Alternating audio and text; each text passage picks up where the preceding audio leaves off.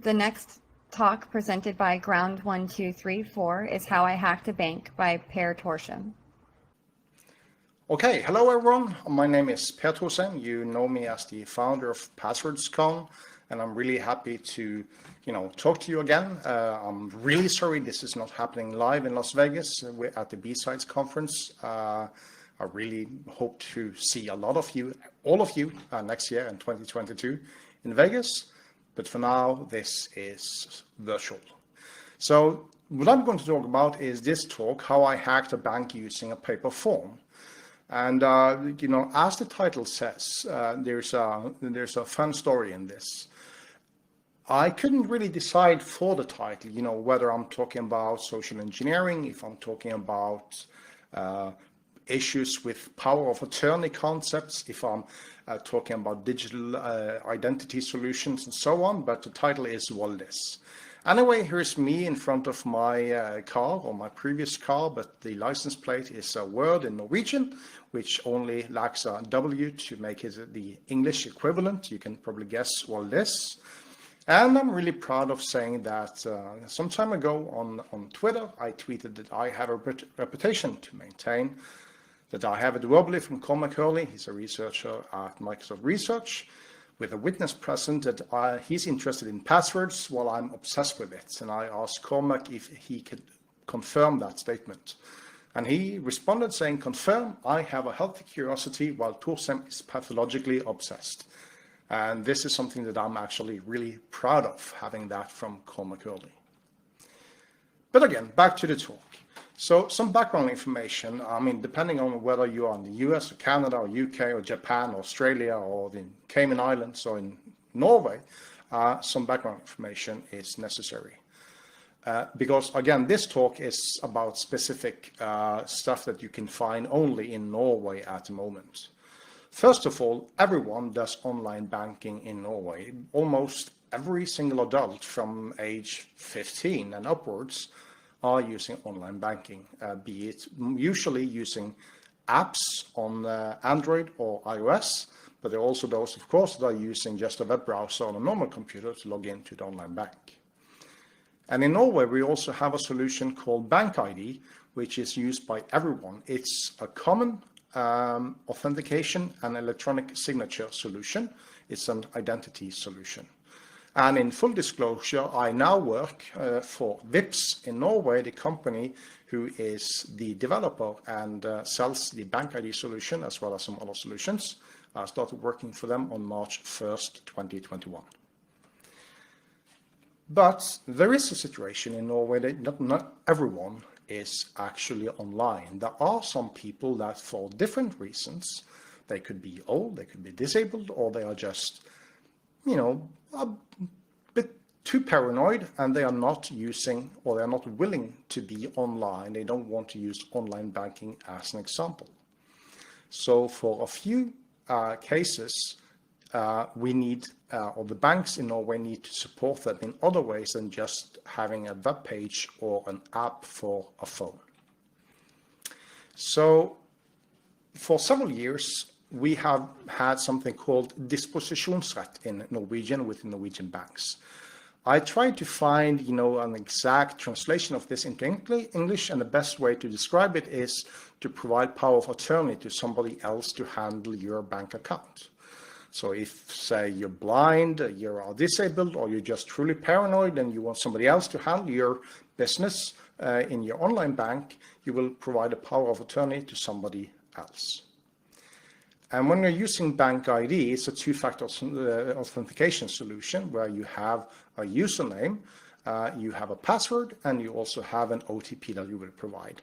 And of course, the banks have been saying since day one with Bank ID that you should never share your OTP with anyone, and obviously you should never share your password with anyone either.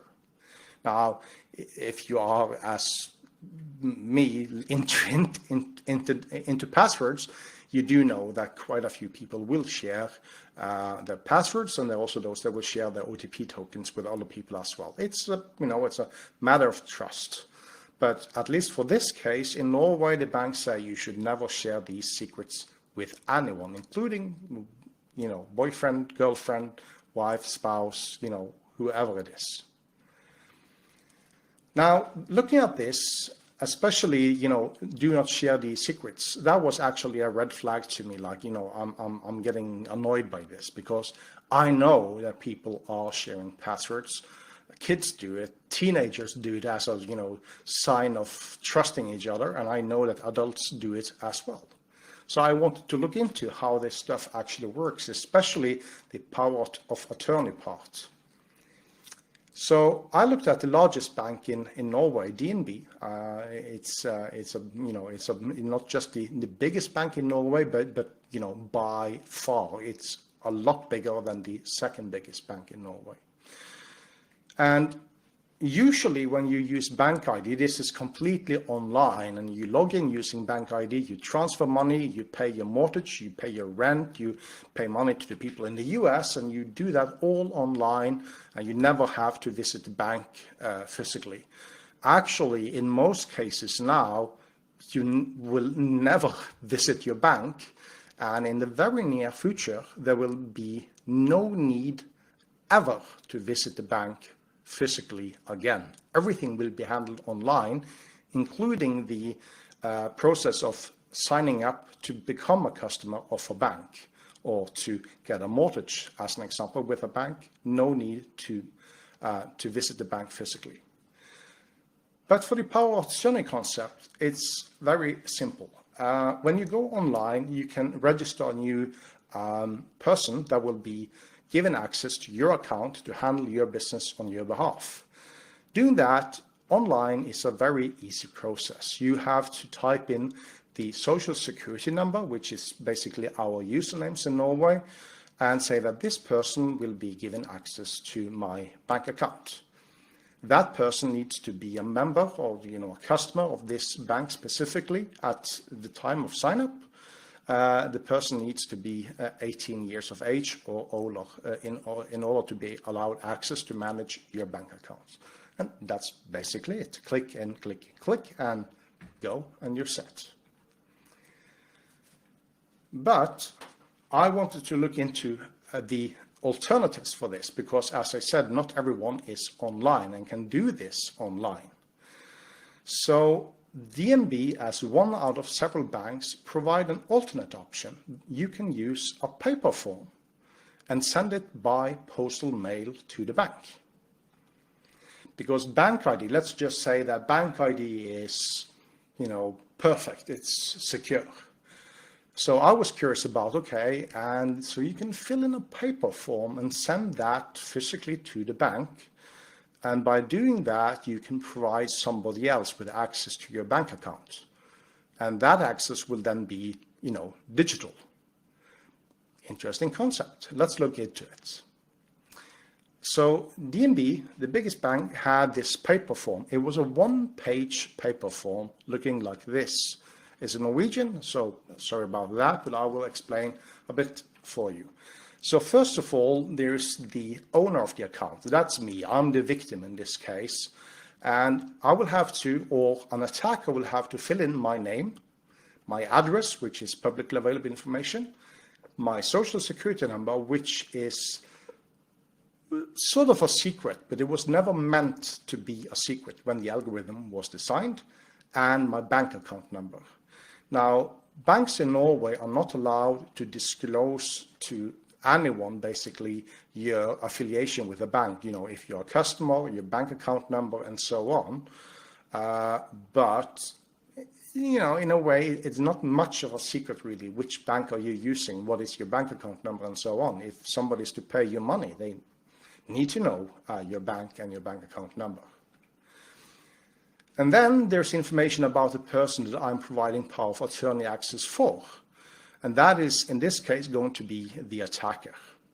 And I don't know this because the attacker will be filling in this paper form by themselves. It will not be done by me. So here you have the name and address and social security number of the attacker that needs to be filled in into this paper form. This could be the attacker, or it could be also a money mule, which is, again, somebody basically being tricked into doing something illegal without actually understanding what they are doing. And then you need a physical signature from the account owner. And I don't know about the US if you're using checks with signatures and if you actually do signature checks still. But in Norway, it's, physical signature. What the hell? That's something we were doing when I was as a child, and I'm going to be 50 now. And wherever you go, if you're asked to sign on anything, you just put an X, and nobody cares anywhere. So I was curious about, when we fill this out, will anyone actually do a signature verification at all? Because I do know that the bank does have my signature on file. And then we also need 2 witnesses, and these witnesses that will, testify to this form being correct, and this is something that the account owner, has done, willingly, and I do understand the consequences of doing this. So they will confirm the validity of the document in accordance with the wishes of the account owner.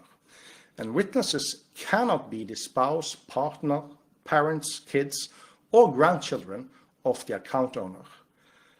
And I was curious also about, in this case, whether these witnesses can actually be held accountable for signing off this document as witnesses. And I've asked lawyers about that, and they say that probably not, actually, in case something bad happens, that is.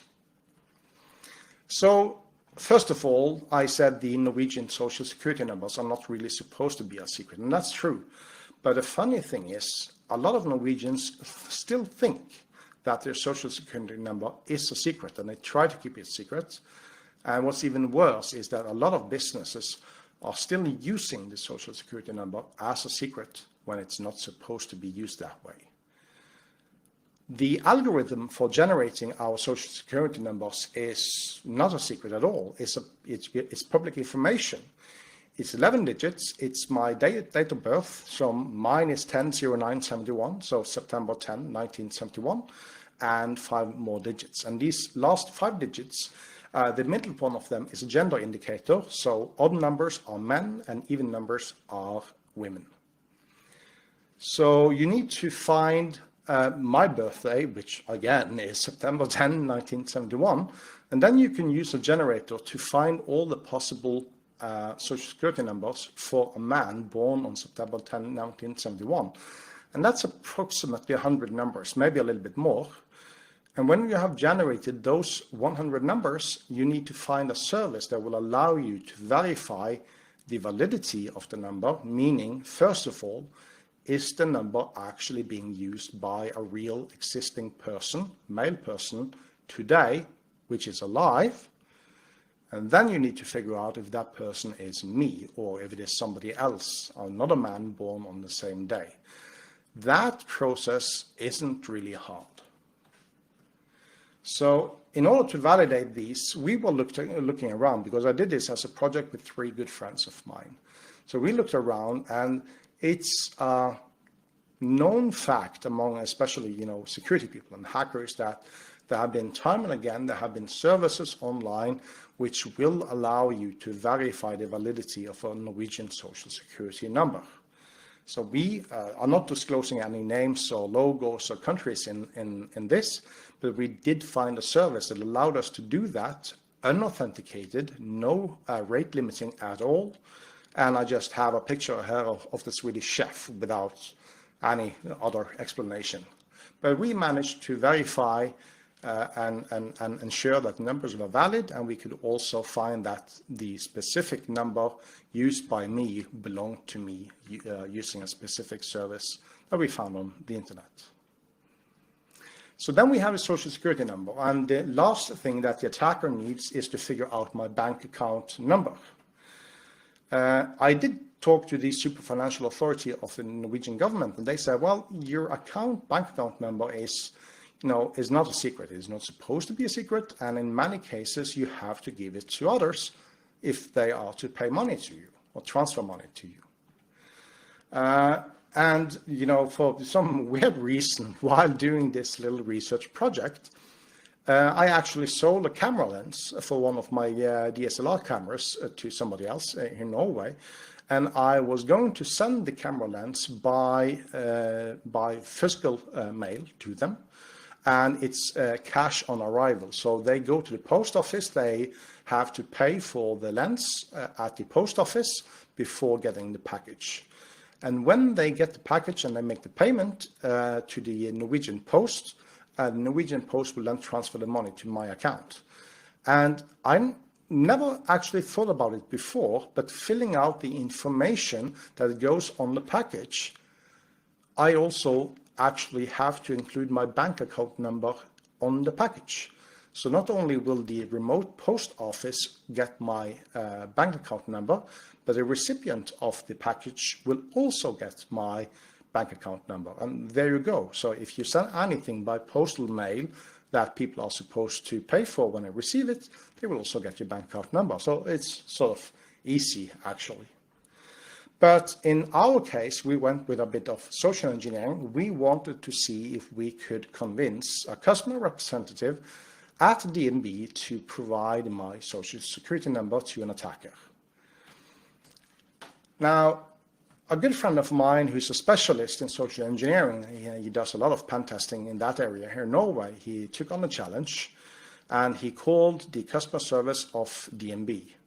Now, you can probably guess the outcome of this, but some of the interesting things that Norwegian banks are doing, they do security questions. And security questions is a topic that we have been talking about at PasswordsCon previously as well. And in my simple mind, there are two types of security questions. You have static security questions where the answer is kind of fixed, it doesn't change in the future, like mother's maiden name, name of first pet, name of first school, and so on. And a lot of times you can probably Google your way to the answers to these questions about most people, especially if you have Facebook, of course. But then you also have dynamic security questions, which can be maybe a little bit more tricky to bypass. It can be something like, name someone you made a payment to during the last few days, as an example. Or they could be asking, how much money approximately do you have in account number 1, 2, or 3 that you have in our bank right now? That can probably change. For some people, it's just 0 constantly. I don't know. But again, it's a question about how good entropy do these security questions have when they are supposed to be dynamic. Like, well, I always have 0 in my account, so it's rather, it's not that high entropy. Anyway, we completed the paper form and sent it by paper mail to the bank on a Tuesday afternoon, and then we just waited to see what happened.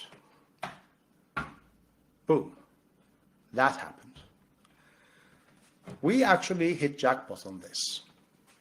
And we discovered that, well, first of all, for the paper form, there were insufficient controls.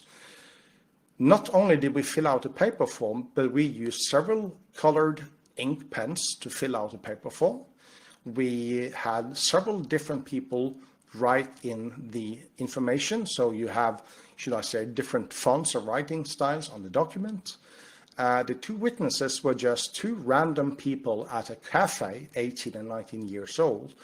And I can promise you they did not understand what they signed up for as witnesses. And only one of them asked to see some ID and really didn't look at our ID at all, I would say. Even more concerning is the fact that me, as the account owner, and also the person that I provided power of attorney privileges for, which is a good friend of mine, but in the scenario, this is an attacker, none of us were notified by the bank that power of attorney access have now been granted, and the person can now log on and use your bank account for almost anything they want. That was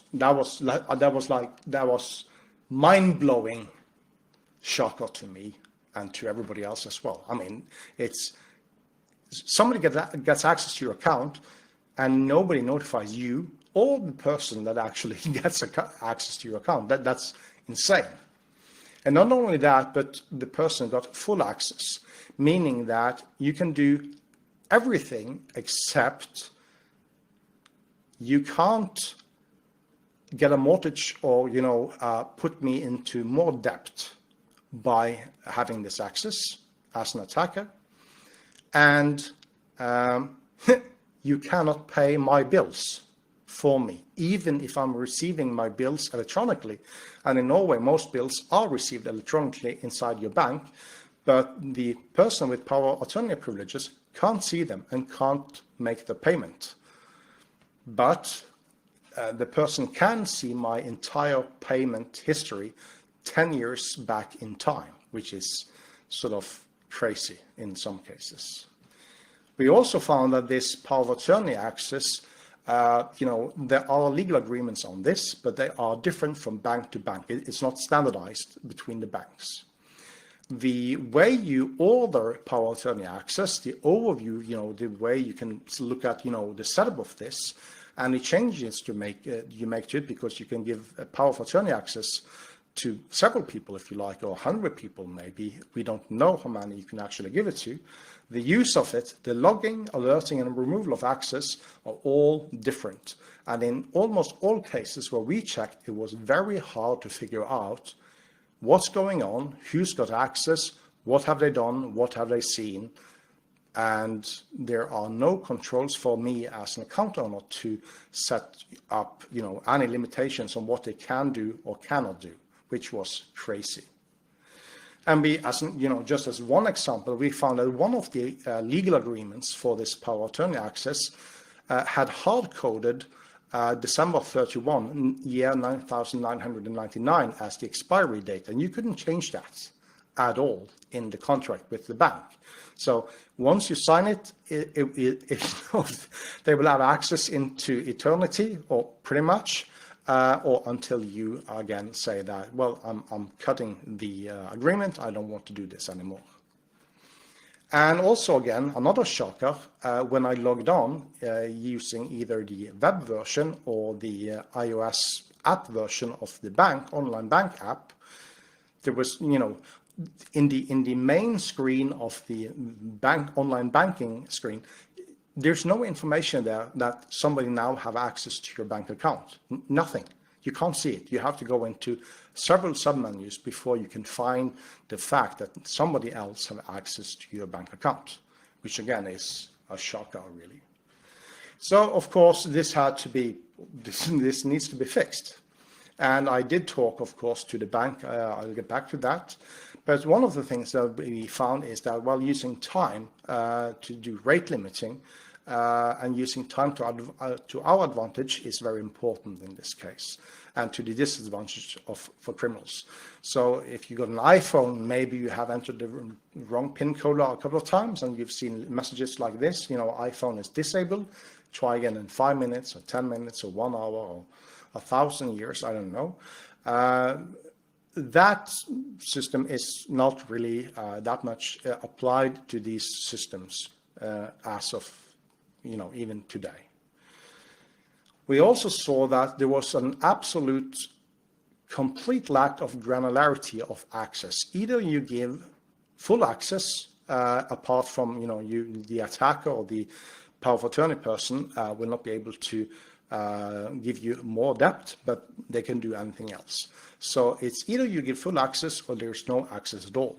And we said, well, seriously, there should be a more granular level here, like you can pay my bills up to a certain amount, or you can only transfer money within Norway. You can't send them off to the Cayman Islands or to Aruba or to the Himalayas or anything like that. But no, there's nothing like that. It's full access or no access at all. I do know that the banks are now working on trying to look into what they can do about this. But one of the things that I told the bank is that, well, the Norwegian government in Norway has a portal where I can log in and see information about my, one-person company that I operate here in Norway. And they have many levels of granularity where you have a lot of different roles that you can assign to different people within your own company or organization, or to other people, to your auditor, to your accountant, and so on.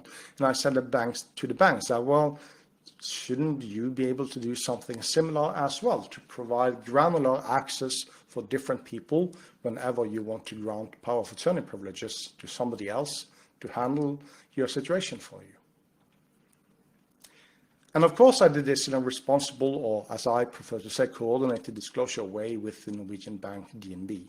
We did this work last year in 2020 for a couple of months. The majority of the work was being done in the month of August, and we talked to the bank in September in 2020 and continued to do so for several months, allowing them to look into and comment on, verify, and eventually also fix the vulnerabilities that we found. And on March 1st this year, 2021, I talked to the Norwegian Broadcasting Corporation, NRK, here in Norway, and they did a story on this, which was put online on March 1st. And that was actually the same day as I started working for the company Vipps, who is the owner and developer of the bank ID. And DNB, the biggest bank in Norway, is also one of the biggest owners of the company Vipps. So I did talk to the bank, I did talk to my new employer, and they were fine with this information going public with the Broadcasting Corporation in Norway. And it said that, you know, I could hijack a bank account just using a simple one-page paper form, which again became a shocker to a lot of people. But the funny thing is, I got a lot of questions and a lot of feedback after this, and obviously people were shocked that, oh wow, that's way too easy. Anyone can basically fill out this paper form with the information that is, you know, almost completely publicly available, send it in, and they will have access to your account, and you will not receive information. No notification at all that they have gained access to your account. That's crazy. But nobody asked me, why did you go to the media with this story? I mean, you reported to the bank, they fixed it, or they are fixing it. Why would you break the story like this? You know, is it just, you know, for the fame? Because you don't, trust me, there's no fortune at the end of this. You don't get rich, you don't get paid anything to do this. And it's an interesting question, and I will explain that, because I did this because we found that DNB is not the only bank in Norway that provides this kind of paper form, but there are, I don't know, 100, 200 banks in Norway, and I do not have the time or the interest in checking all the banks, because all do it differently. And I didn't want to spend time trying to check every single one. So we told the Financial Super Authority of Norway, we told the bank, we told several other banks and so on, that you need to check this before we go public with this story, because when the story goes public, it will get easier to exploit this if this is a solution that you provide, you know, giving power of attorney by paper. And that's the simple explanation of this. Of course, additional takeaways on this, you know, the standard 90 days to fix limitation from Google whenever they find some serious security flaws, and they have also expanded this to 30 additional days before any details are released about a zero-day exploit that they find in any products. It's a growing bug industry of bug bounty programs. I'm gotta say, I'm not really a fan of bug bounty programs. I think that you know, it's, to me, it's a little bit questionable whether, you know, are people participating in this to fix problems, or are they participating in this to make money? I'm the kind of guy who prefer to fix problems. And I also talked to the bank, of course, and internally at Vipps as well, about ISO 29147, about vulnerability disclosure, and also ISO 3111 about vulnerability handling processes. If you haven't read these, you should. It's interesting, read. It's a good thing to try to see if your organization is compliant or should be compliant with these standards, or at least implement programs to work you know, in accordance with these standards for vulnerability disclosure and vulnerability handling internally in your own organization. And in this case, of course, we found these vulnerabilities with DNB, and it took 6 months before they said that, well, we think we got it under control, you can now release the new story. And there's still more work to do on this. But again, 6 months is a lot more than Google would have sort of allowed if this was a 0-day in some online software, as an example. And at VIPS, we also have our own vulnerability disclosure policy available at vips.no/security. It's version 1, and we're also interested, of course, in knowing what you think about this policy. We do not provide any bug bounty program at the moment, but if you should find something of interest with us, please let me know and contact me directly, of course. And maybe I have a cap or a t-shirt for you, but that's what we have today. So what's next then? Because we found this, and now, the issue is supposed to be handled, and the problem is not there. Well, DNB is so big of a bank that they have to provide this power of attorney option on paper for people, again, because there are some elderly people, some disabled people, and also a few paranoids that just don't want to do this online. So they want to provide power of attorney access by paper. And one of the things that the bank did was to update the paper form. So now it's 2 pages, and they require more documentation. And one of the things that we've done or are working on doing is to use the new version of the paper form to see if we can still gain access, even though we are not supposed to. And that's basically it from me about this story for this time. And if there are any questions, I'm open for that now. Thank you.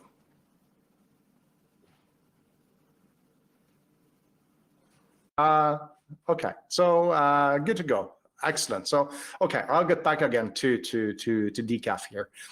So my first question to decaf, and this kind of, sorry decaf again, it's kind of weird that I'm asking you questions here, but I'm curious about this because again, for the change notification, you know, if you or a hacker gives,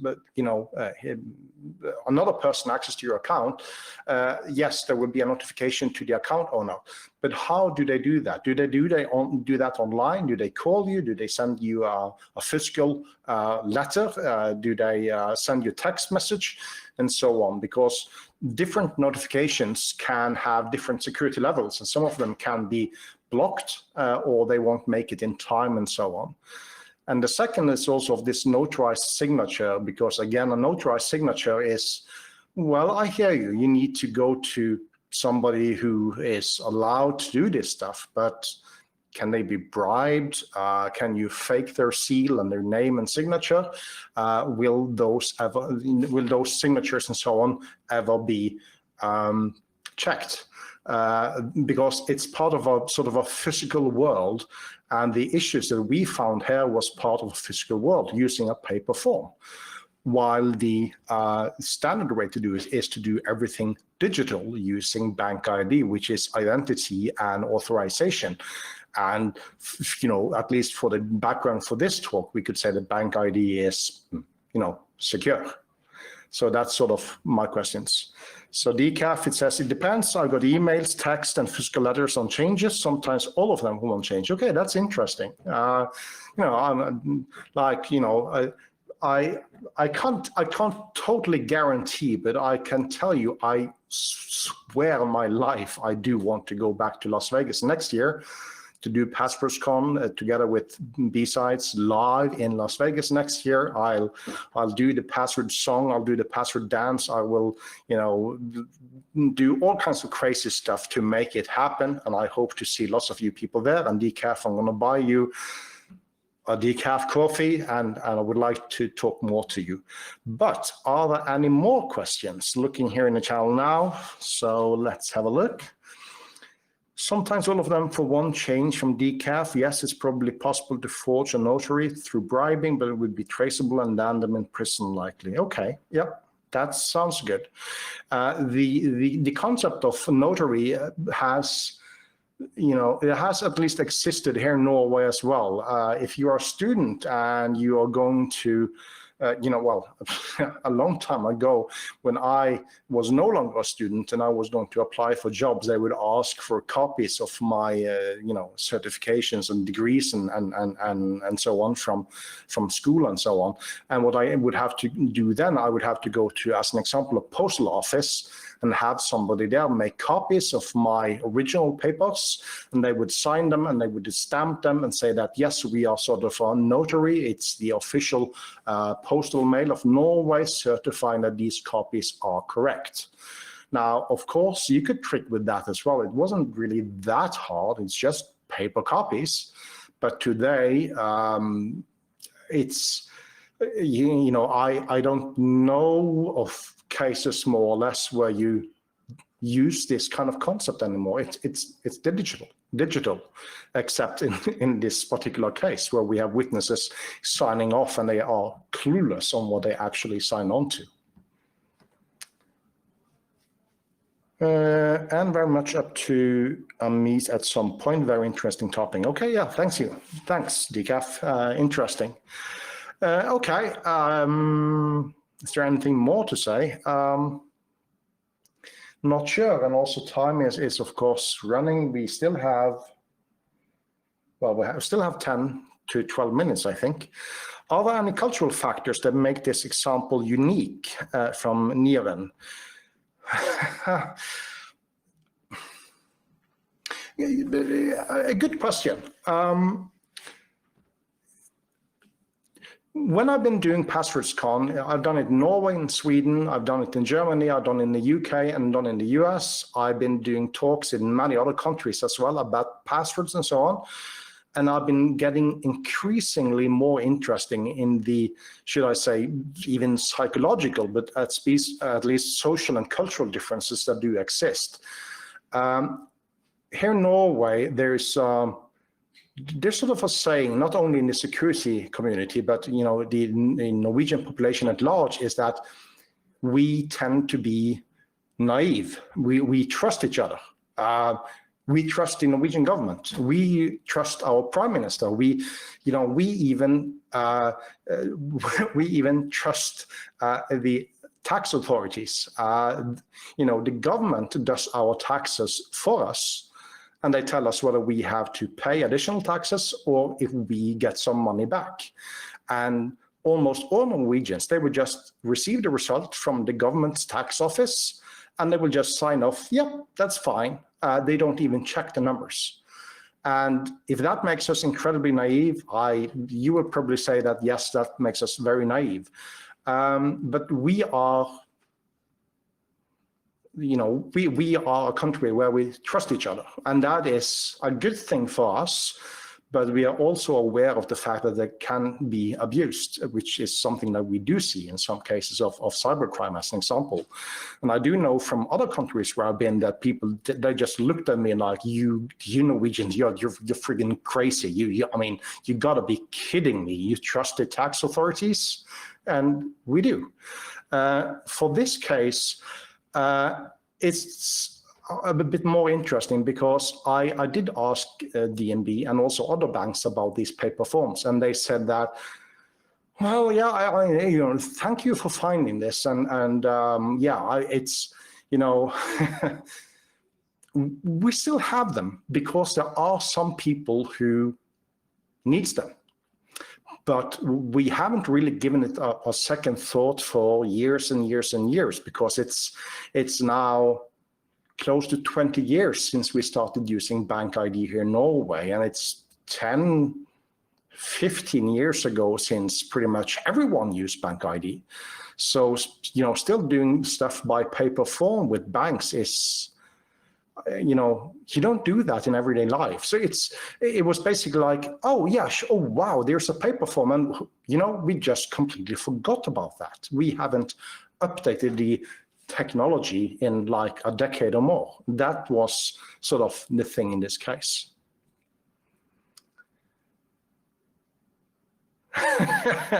Yeah, Scoops, I can imagine you would love to have the US government do your taxes for you. I can understand.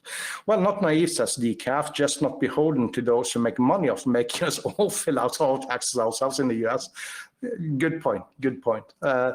I have let the government do my taxes for many years, and I do check some of the key numbers. I have, well, the few times I have found a difference, it is so small that it has nearly nothing to say on whether I have to pay additional taxes or I get any money back from the government because I paid too much taxes last year. So it's, you know, I should say they do a very good job on this. And again, because everything is digital in these cases. Neil asks, so this may sound like a silly question, but does Norway still have cash banks? It's not a silly question, and the honest answer is, if you go to a bank in Norway today, they don't accept cash, and they don't have any cash in the bank. And they don't accept you even handing over cash and saying, I want to put this into my bank account. For most banks, you can't do that anymore. And to the extent it's like, you know, well, now we have the pandemic, of course, and COVID-19 is still a thing here in Norway as well, but at least to a small extent. But if you go to any store in Norway today and you want to pay by cash, they will give you an eye and like, seriously, are you sure you don't have a card? Okay, well then, but because they are obliged to take it. It's still mandatory to accept cash, but most places they really try to not do it. And banks, they don't have cash, as I said. So this is sometimes a problem in Denmark where it's really difficult to find a physical bank that takes money. Well, it's difficult to find a physical bank office that you're actually allowed to go visit here, because bank offices now are just administration offices. It's not a bank where they handle customers in their office anymore. And that's, you know, that even accelerated even more, of course, with the pandemic. But even before then, going to a bank office, that's like, why would I go to a bank office? I don't, you know, what would possibly be the point of doing that? I don't have to. There's no need. So Decaf, how long has Bank ID been in common use? And how long has Norway been a digital-focused banking system, say 90% for 5 years? Bank ID is, I don't know, close to 15, 16, 17 years old now, maybe? I should know this because I work with Bank ID, but honestly, I don't know the exact date, but it's been around for a long time.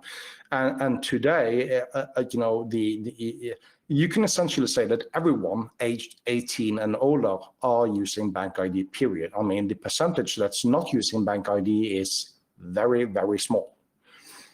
And not only that, but also one of the things that, and this is not unique to Norway, this is much more common to find in Europe compared to in the US. But in Norway, you know, there's sort of a clearing central between the banks. So transferring money from one account in one bank to another account in another bank in Norway is that easy. And you know, a few years ago, it would be overnight and it would be done electronically in all cases. That's been the thing since the dawn of time, as long as I can remember, because we have this clearing central between the banks.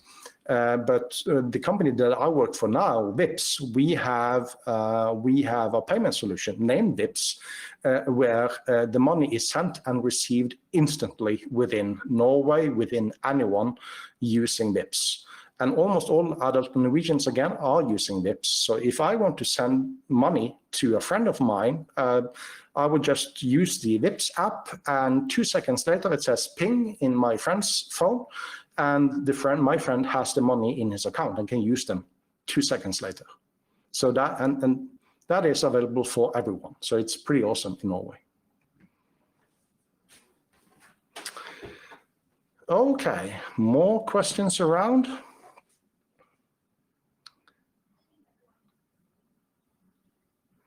I'm watching Decaf type now. I'm like seriously waiting, excited.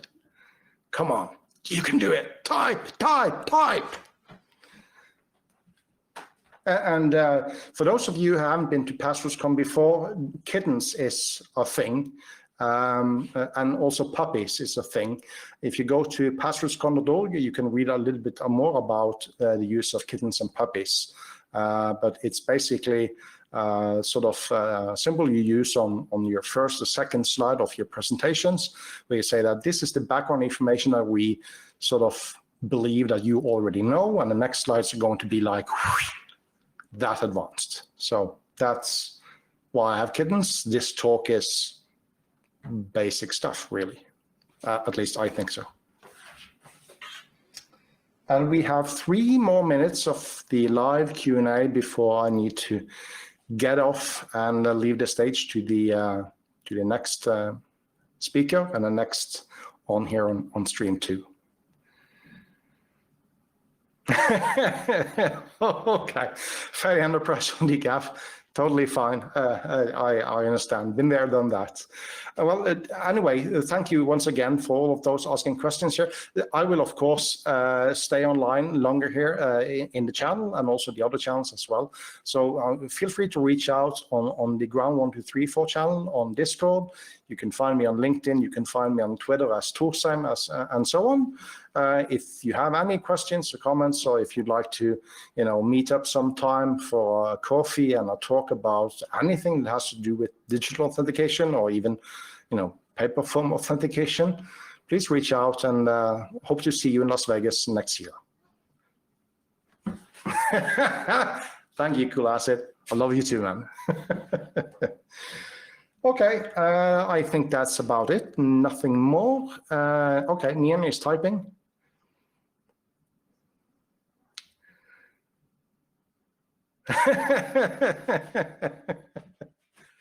Blushing. Okay, excellent. Thank you all. Have a... Kan jeg hjelpe deg med noe? Okay, yeah, Siri wants to help me with something. Okay, thank you all again. Enjoy the rest of B-Sides. I'll stick around today and also tomorrow a bit. And again, I really, really hope to see you in Las Vegas next year. Take care, everyone. Have fun, and ta-da.